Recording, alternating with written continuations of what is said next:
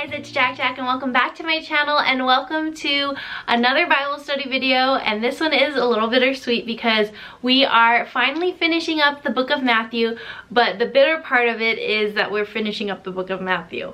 I have loved going through the book of Matthew with you guys chapter by chapter. And when I first started sharing the book of Matthew, this was like 2 years ago, you guys.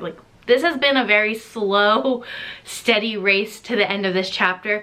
I started this, I think, 2 years ago. I had no intention of actually doing the whole entire book of Matthew, but then you guys were really encouraging me and you guys wanted me to finish the book of Matthew, and I'm so glad I did because I feel like we have learned so much through just kind of taking our time and diving deeper into each particular chapter versus like when I first started I was combining like 3 chapters at a time into one video.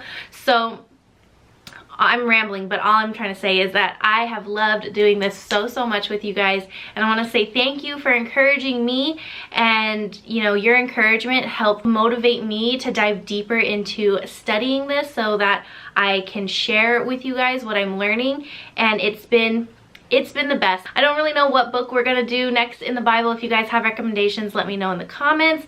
But we'll kind of see, we'll see where the Spirit leads because I don't really know what's gonna happen.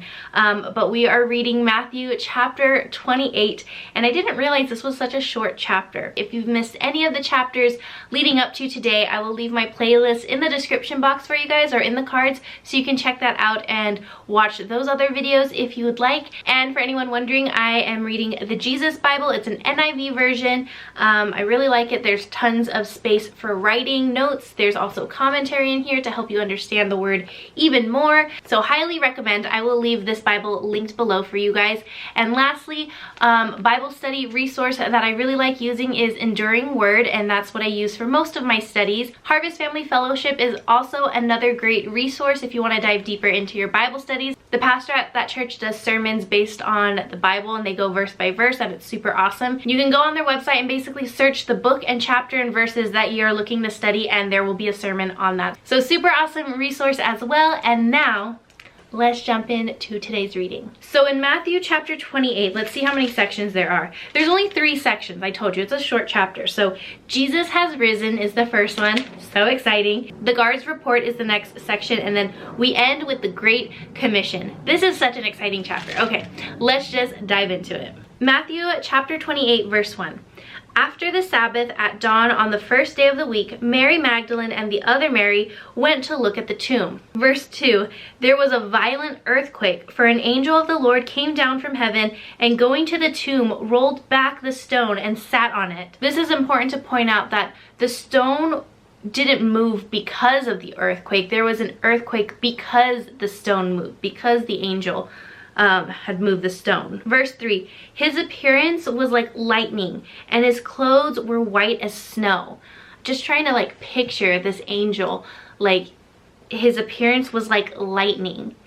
I don't know, I'm picturing like a lightning bolt, like so bright, like just super bright, and his clothes were white as snow. Verse 4, the guards were so afraid of him that they shook and became like dead men. I mean, I would imagine seeing something like their appearance is like lightning and their clothes white as snow. Like just the appearance of lightning, that already sounds like very intimidating. Verse 5, the angel said to the women, do not be afraid, for I know that you are looking for Jesus who was crucified. He is not here. He has risen just as he said. Woo! Woo! Woo! Woo! Woo! Woo! Jesus has risen. Such an exciting moment right now, because what Jesus said did happen. And the angel finished by saying, come and see the place where he lay. So going back to the stone being moved, before the stone was rolled open, Jesus's body was already gone. Like it wasn't in the tomb anymore.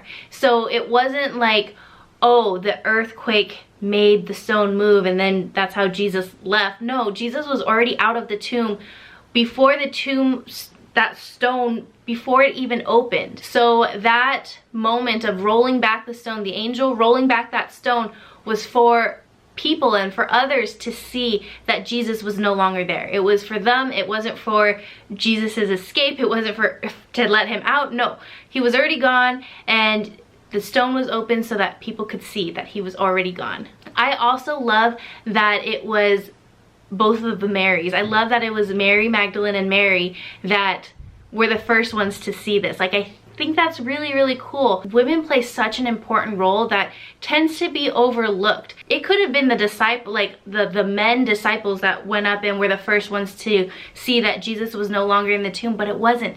It was two women. I think that just sticks out to me because I feel like in my reading, in my quiet time with Jesus, the Lord has been showing me different parts of the Bible that kind of emphasize on women and how important and how powerful women can be. Like, there were women prophets, there were women teachers, there were women disciples, and especially like when you think like way back in the Jesus days and even way before Jesus days, like just way back then, women didn't have much of a right. When Jesus fed the thousands, they counted the men and they didn't count the women. Even though the women were present, they didn't count them because the women just weren't counted for. They weren't treated like men. They were just overlooked so many times. But again, I feel like the Lord has just really been showing me through different readings, not just this particular part, but different readings throughout the Bible of how special women are. And I hope that no matter where you are in your walk with Christ, I hope you know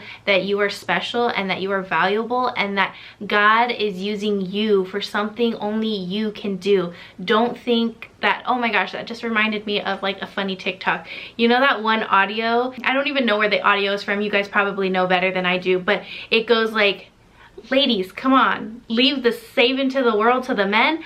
I don't think so. I don't think so. Something like that. That just reminded, I don't know why me speaking, that reminded me of that audio, but it's true. Like, I'm not saying that women are better than men. I'm not saying we're above men, nothing like that. I'm just trying to encourage you guys and let you know that you are special and that God has put you here on this earth for such a time as this, for a purpose, for a reason. And if you're watching this and you really think that you're not special and you're no one important, reread the book of Matthew. Watch how the Lord interacts with women. Watch where women are placed within scripture, especially in the book of Matthew. Reread it so that way you'll know and be reminded that women are special. We are gifted, we are talented. It may not look like how it looks for men, but we have our own set of gifts and skills and the Lord will use us. Wow, all that just from the fact that Mary Magdalene and Mary were the ones that were there first. That just like, I felt like preaching today. Going back to verse 7, this is still the angel talking. Then go quickly and tell his disciples, he has risen from the dead and is going ahead of you into Galilee. There you will see him. Now I have told you. Verse 8, so the women hurried away from the tomb, afraid yet filled with joy, and ran to tell his disciples. When I read that verse, they were afraid yet filled with joy and ran to tell his disciples. I was like, that's so cool. Like, and I wrote a sticky note in here, like, it's okay to be afraid and filled with joy at the same time. And I do think that's partly true. But then the Lord spoke to me and I kept on reading. It says, suddenly Jesus met them. Greetings, he said. They came to him, clasped his feet and worshipped him. Then Jesus said to them, do not be afraid. Go and tell my brothers to go to Galilee and there they will see me. I wrote, it's okay to be afraid and filled with joy. But then literally in the next verse, Jesus commanded them, do not be afraid. Maybe commanded sounded like a harsh word, but see it as more of like comforting them. Do not be afraid. And so I actually ended up taking that sticky note and throwing it away.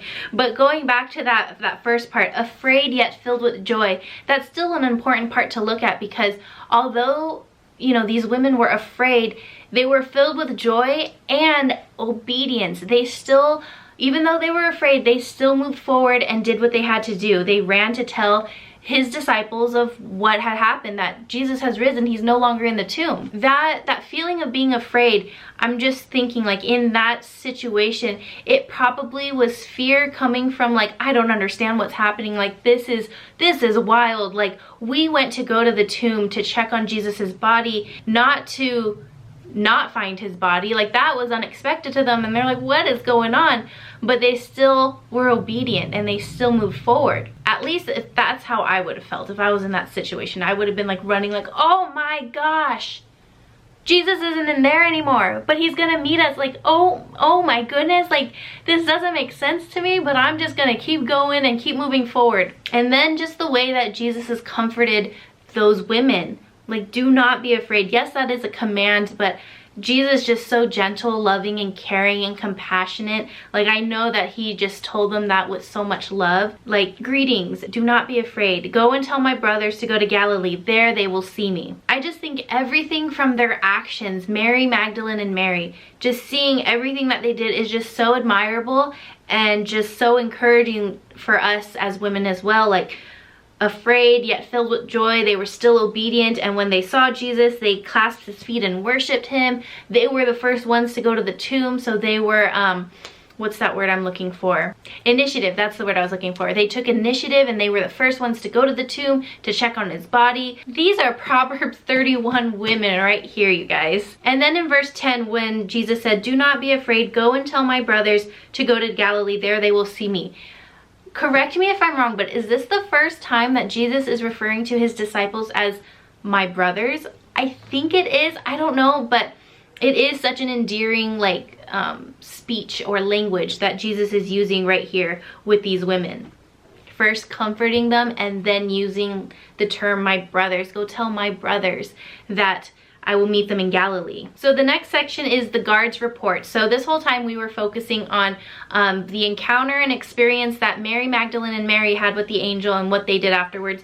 But now let's talk about the guards that were in front of the tomb, the ones that were so fearful when they saw the angel and that they like froze like dead men or something like that. What did it say?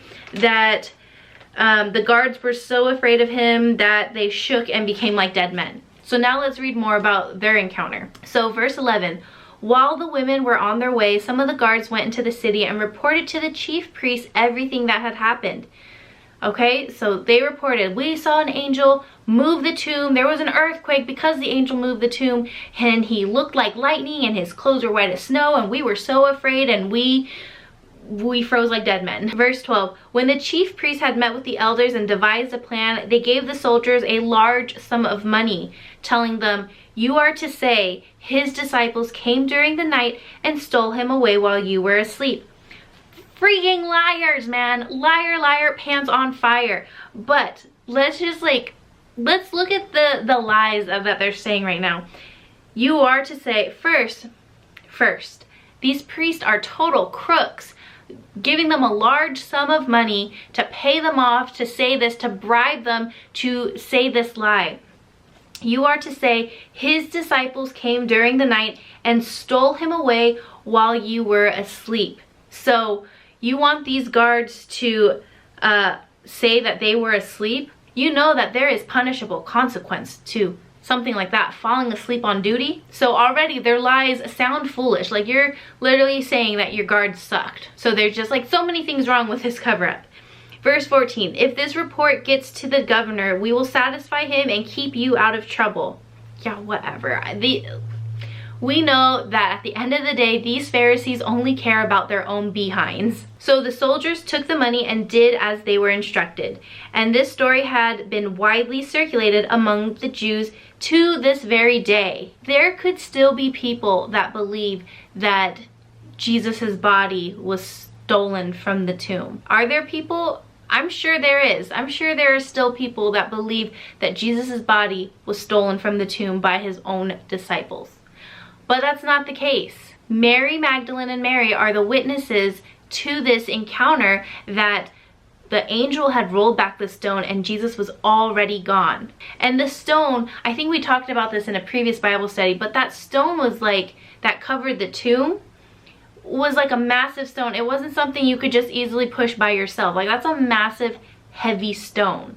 So, chief priests, teachers of the law, the story's not adding up. It ain't adding up. And the last section is the Great Commission. This is so exciting. Oh my goodness, let's read it. Verse 16, then the 11 disciples, because you know, the 12th one, Judas Iscariot, betrayed Jesus, hung himself, so he is no longer in the picture. So then the 11 disciples went to Galilee, to the mountain where Jesus had told them to go. When they saw him, they worshipped him, but some doubted. Then Jesus came to them and said, All authority in heaven and on earth has been given to me. Therefore, go and make disciples of all nations, baptizing them in the name of the Father and of the Son and of the Holy Spirit, and teaching them to obey everything I have commanded you. And surely I am with you always to the very end of the age. And that is it for chapter 28. But let's dissect this a little bit more. So they saw Jesus on the mountaintop where Jesus said that he'd meet them. They saw Jesus, they worshiped him, amazing, but some doubted. Jesus could have spoke directly to that doubt. He could have been like, why are you still doubting me? I'm here in front of you. I have risen. I'm right here in front of you. Why are you still doubting? But he didn't. He didn't need to go there. And I think that just tells us to continue to worship through the doubt. Even when you are unsure, maybe going back to when Mary Magdalene and Mary were so afraid but filled with joy, like maybe you're just like unsure, like, is this really happening? Or like, what's going on? But the key thing is that they worshiped him. And I think as believers today, there will be things that maybe make us scratch our head, maybe things that don't fully make sense to us, or things that we're just so unsure of that, you know, we're not always gonna have all the answers, you know, we're human and we're not perfect and we're not geniuses over here. So there are gonna be instances where we run into doubt and we're unsure. But what I can tell you is to just worship through the doubt. And just sharing a little testimony, I've been through situations, especially like earlier this year when I lost my grandpa. I was so upset, I was so scared, I was so confused on why that happened so fast, and I had no other answer and I had no other way of processing all of that other than worshiping. And there's a word called lamenting, and maybe you guys know that word already. To lament is to cry out to God and to worship with such a loud sound. If you've ever been to church and you see like people at the altar and they're crying and they're making these loud sounds, that's lamenting. And I didn't fully understand what that word meant until that happened, until I lost my grandpa. And I was in that moment where I was worshiping and I was by myself in the house, and it was a loud cry worship. And in those moments, you know, those moments are so vulnerable and so powerful at the same time, because you are pouring it all out to Jesus. You are giving your whole heart, your whole hurt, and all of your doubt and questions. You're giving that to Jesus in your worship. And this is my testimony that I want to share with you, is that in return, the Lord gives you peace. And I know worship is about God. At the end of the day, worship is about God. It's not about us. But I'm just telling you from experience that when you worship and you cry out to God and you give everything to God and put it all at Jesus's feet, he will give you the peace that you're looking for. And I felt that peace so quickly after everything had happened. This was only a couple months ago. And so this is still like a pretty fresh thing, but the Lord has given me that peace. And I can only say that I received that peace through my worship and through lamenting. So when you are unsure, when you are broken, when you are doubtful, when you are fearful, worship through it, and the Lord will give you peace. Worship reminds us of who God is. Again, worship is about God. It's not about us. And when we worship and you're singing the lyrics that are directed to God, you're singing the words that are about his character, you're reminded of who God is and how great God is. And the next thing I wanted to point out in this section is verse 19. That is such a powerful verse. It's the Great Commission. It's what we are commanded to do. Therefore, go and make disciples of all nations, baptizing them in the name of the Father and of the Son and of the Holy Spirit, and teaching them to obey everything I have commanded you. And surely I am with you always to the very end of the age. Where it says, therefore go and make disciples, that word make kind of stuck out to me this time around reading it. And I love, every time I read scripture, I feel like something else sticks out. I can't tell you how many times I've read the book of Matthew, but this was the very first time that the word make stuck out to me in the way that it did. Make requires action. It requires hard work. It requires effort. Disciples aren't just born. They don't just come out of thin air. There is an action. Go and make disciples.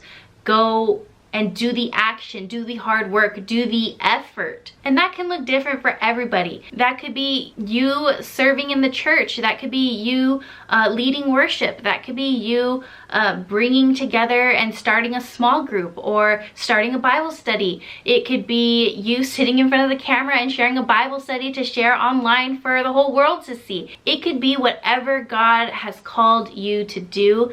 And this goes back to, you know, we all have gifts, we all have talents, and God is going to use exactly who you are, the gifts and talents and the natural desires of your heart. He's going to use that to lead you to your purpose in order to make disciples and to go out and baptize people in the name of the Father and of the Son and of the Holy Spirit, and to teach people to obey the commands of Jesus. So God is going to use the talents that you have, and it's going to look different for a lot of us. And if we go to 1 Corinthians chapter 12, it talks about different spiritual gifts. All of us have something different that we possess that God has specifically placed in you for a reason. And with those spiritual gifts, that's what you're going to use. That's what God's going to use in you to go and make disciples and go and touch people's lives and to be a light and to shine into the darkness of this world. And last but not least, the very last sentence of Matthew, it says, "And surely I am with you always to the very end of the age." How comforting is that to know, like, you know, we have this mission. We're called to go and make disciples, right? And we're called to use our gifts and to teach people to obey the commands of Jesus. And that can be maybe a little overwhelming, but then listen to this, that Jesus will be with you always till the very end of age. Jesus will be with you. We have a friend in Jesus, a living friend in Jesus that we can turn to whenever we need to. Remember, the veil had been broken. We can speak to Jesus. We can have an encounter with God wherever we are in life. And he's given us that gift to reach out to him and have a deep, personal, connected relationship with him. Like, how amazing is that? Oh my gosh, I just love the book of Matthew so much. I hope you guys love it too, and I hope that this isn't the last time you read it either. I hope you continue to reread it. You could always watch back these Bible study videos if you need to, but I just want to encourage you to keep rereading this and just instill it in your heart and in your brain and in your mind and soul. Meditate on these words, Jesus' teaching, Jesus' ministry, and the gifts and calling that he has placed in our lives as well. I can't wait to do another Bible study with you guys, because this is like my favorite thing ever. I love it so much. Let me know what was your favorite part from this chapter, and again, I will leave my playlist to all of my Bible study videos linked below for you guys if you want to check them out. Let me know if you want more Bible studies. Maybe you can share some recommendations in the comments. Maybe. I love you guys. Have a blessed day, and I'll see you next time. Bye!